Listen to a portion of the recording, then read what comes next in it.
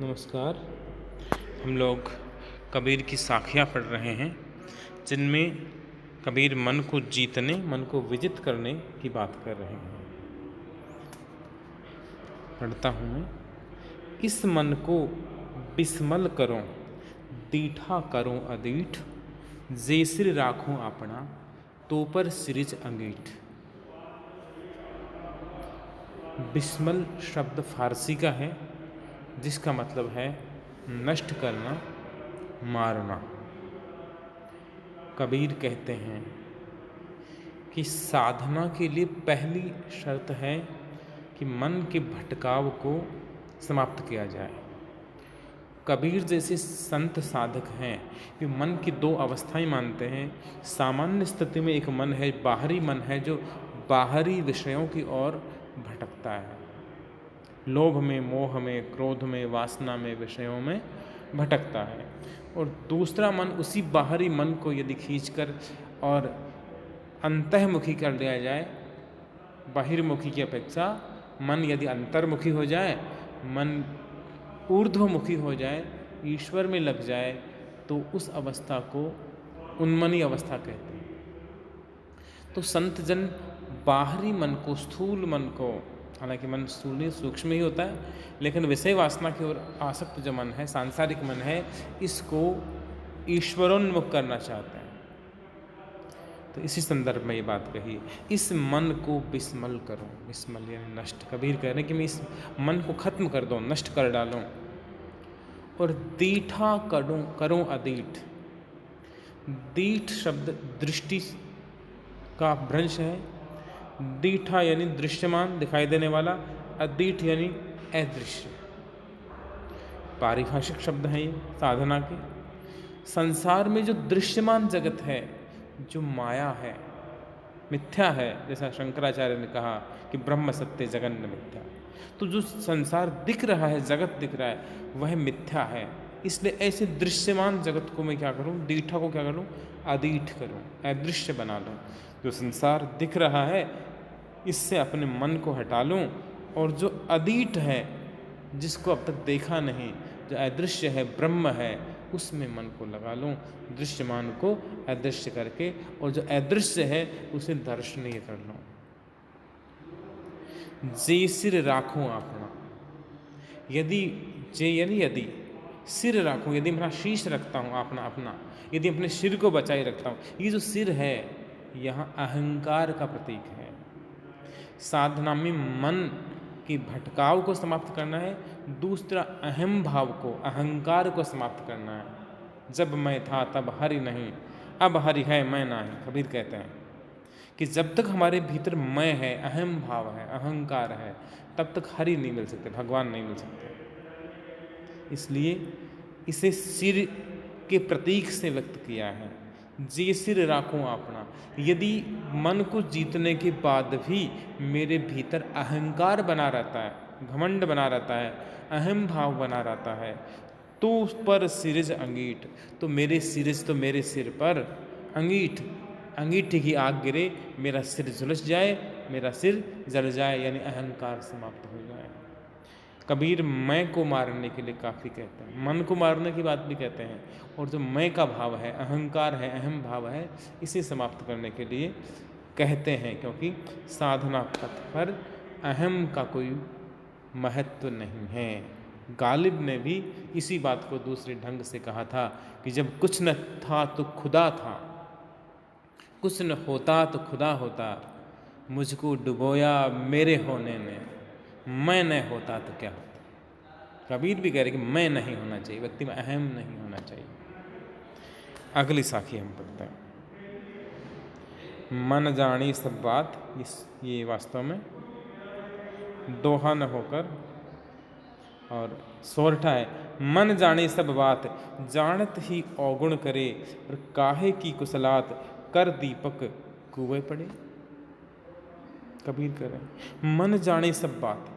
मन सारी बातें जानता है। जाने मतलब जानता है। मन सारी बातें समझता है। मन को पता है कि कौन सी चीज़ें अच्छी हैं, कौन सी चीज़ें बुरी हैं, कौन सी चीज़ें सकारात्मक हैं, कौन सी चीज़ें नकारात्मक हैं। ये मन को पता है, लेकिन जानते हुए भी जानत ही अवगुण करे।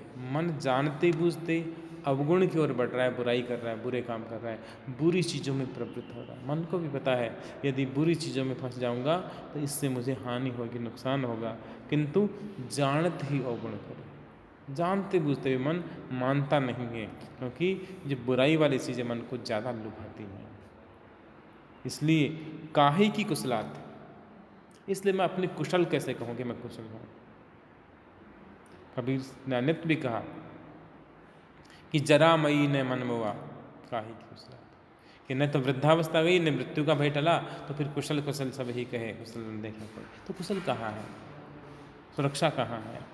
मन को सब पता है कि क्या चीज़ उचित है, क्या अनुचित है, क्या गलत है और क्या सही है, लेकिन जानबूझकर भी मन फिर भी जानते हुए भी विषयासक्त हो रहा है, सांसारिकता में भटक रहा है। तो ये तो वही बात हुई ना, कर दीपक कुएं पड़े। जिसने अंधेरे में हाथ में दीपक ले रखा है और फिर भी जो कुएं में जाकर गिर जाता है, अंधेरे में दिखे नहीं, अनजाने में कोई गिर जाए तो सामान्य चीज़ है, लेकिन हाथ में जिसके पास रोशनी की मशाल है, दीपक है, उजालने का कोई न कोई साधन है, उसके बाद भी जाकर वह कुएं में पड़ता है। वही बात हुई, मन सब समझते हुए यदि बुराई की ओर भटकता है। तो अगली साखी है, हृदय भीतर आरसी मुख देखना न जाय, मुख तो पर देखिए जे मन की दुविधा जाए। कबीर ने साधक को समझाया है कि मन में दुविधा नहीं होनी चाहिए, मन दुविधाग्रस्त नहीं होना चाहिए, दो चित्ता मन नहीं होना चाहिए कि भक्ति करें या ना करें, संसार से विमुख हों या ना हों, क्या करें क्या ना करें।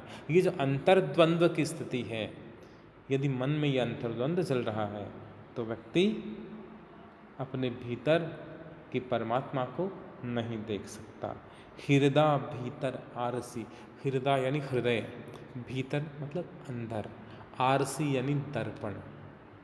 अब दर्पण के सामने कोई खड़ा रहे तो उसका प्रतिबिंब दर्पण दिखा देगा। कौन है अपन, दर्पण में देखेंगे तो पता चलेगा।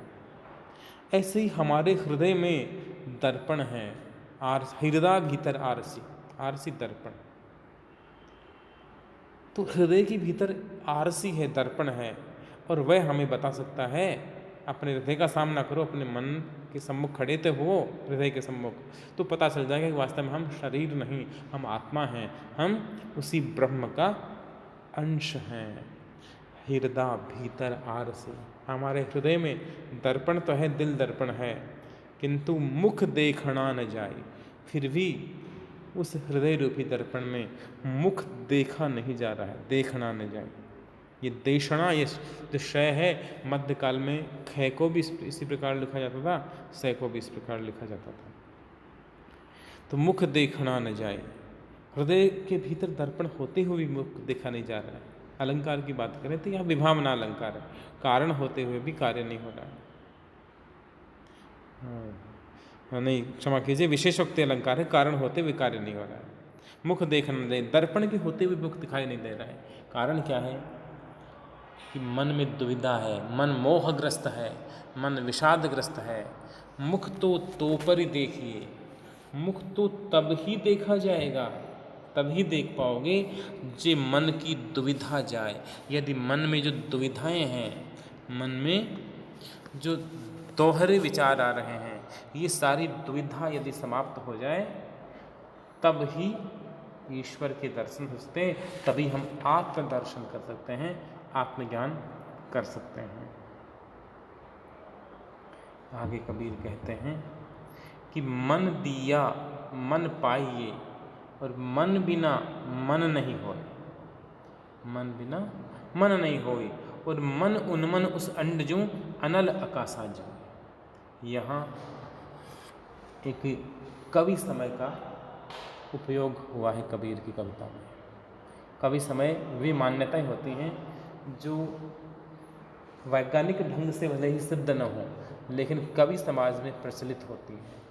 जैसे हंस मोती चुगता है, चाहे मोती नहीं खाए कुछ और खाता होगा, लेकिन ऐसी कवि प्रसिद्धि है। चकोरा अंगारे चुगता है, चकवा रात को बिछड़ जाता है, ये सारे कवि प्रसिद्धियाँ हैं, कवि समय है। तो यहाँ संत साहित्य में एक कवि समय प्रचलित है, और वह है एक पक्षी के विषय में। एक अनल पक्षी होता है, जिसको कबीर जैसे साधकों ने अलल पक्षी भी कहा है। वह पक्षी उल्टा उड़ता है। अलल पक्षी जो उल्टा चाले, उल्टी दिशा में उड़ता है, जिधर पंख है उधर उधर उड़ता है, चोंच की तरफ उस दिशा में नहीं उड़ता। दूसरा, उसके पंख निरंतर आग में जलते रहते हैं। उस पक्षी के अस्तित्व को संत साधकों ने प्रतीकात्मक रूप से स्वीकारा है।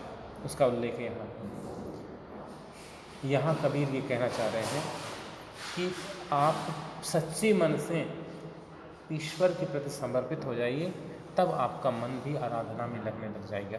मन दिया मन पाइए, मन देकर ही मन पाया जा सकता है। मन दिया मन पाइए। यदि हम साधना में अपना मन प्रवृत्त करेंगे, साधना में अपना मन लगाएंगे, तो ही हमें मन की एकाग्रता प्राप्त होगी।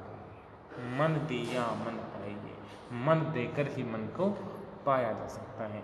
मन बिना मन नहीं हो, मन के बिना मन नहीं हो सकता।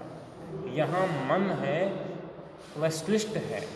संत साहित्य में मन के दो भेद किए गए। एक सांसारिक मन होता है जो विषयासक्त होता है, विषयों में, विषय वासना में, सांसारिक भोग विलास में, माया मोह में डूबा रहता है। और एक और उसी मन की अवस्था होती है जिसे उन्मना मन कहा है संतों ने। जब मन है वो बाहरी चीज़ों में प्रवृत्त होने की बजाय अंतर्मुखी हो जाए। अंतर्मुखी होने के बाद जो साधक साधना करे, तो जो ब्रह्म रंध्र में, सहस्त्रसार में, हमारे मस्तक में जो परम ज्योति का अस्तित्व है, परमात्मा का अस्तित्व है, ब्रह्म का अंश है, उसकी ओर मन यदि उन्मुख हो जाए तो उसे मन की उन्मनी अवस्था कहते हैं। उस मन को उन्मन मन कहते हैं। तो कबीर कहना चाह रहे हैं कि मन दिया मन पाइए। अपना मन साधना में पूरी तरह लगाइए, तब ही उस उन्मनी अवस्था वाले ऊर्ध्वमुखी मन की प्राप्ति होगी। और मन बिना मन नहीं हो। यदि जब तक साधना में पूरा मन नहीं लगेगा, उस मन के बिना साधना उन्मनी अवस्था को प्राप्त नहीं होगी, ऊर्ध्वमुखी नहीं हो पाएगी। मन उन्मन उस अंड जो उन्मनी अवस्था को प्राप्त मन है, ऊर्ध्वमुखी मन है, उन्मन मन, वह उस अंडे की तरह, उस अंड जो अनल आकाशा जो अनल पक्षी आकाश में उड़ते हुए देता है। अब अनल पक्षी के विषय में यह लोक मान्यता और कवि प्रसिद्धि है कि अनल पक्षी है वह आकाश में उड़ते हुए ही अंडा देता है, और वह अंडा ज़मीन से गिरने, ऊपर से आकाश से ज़मीन पे गिरे, उससे पहले ही, ज़मीन पे गिरने से पहले ही वह अंडा फूट जाता है, और उसमें से पक्षी निकलता है, बच्चा निकलता है, और वह अंडे से निकलते ही तुरंत उड़ने लग जाता है। तो मन उन्मन उस अंड जो अनल आकाशा जो अनल पक्षी आकाश में उड़ता है, उन्मुक्त मन है उस अनल पक्षी के अंडे की तरह है, जो आकाश में उड़ते हुए पक्षी अंडा देता है, और वह ज़मीन पे गिरने की बजाय अंडा उस फटता है, और उसमें से पक्षी निकल के तुरंत सद्यजात पक्षी है, पक्षी शावक है, वह भी आकाश में उड़ने लगता है और अपने पक्षी समूह में, अनल पक्षियों के समूह में मिल जाता है। उसी प्रकार से मन यदि उन्मनी अवस्था में पहुंच गया तो वह नीचे नहीं गिरेगा, उसका अधः पतन नहीं होगा, वह साधना के उच्च से उच्चतर शिखर की ओर बढ़ता चला जाएगा।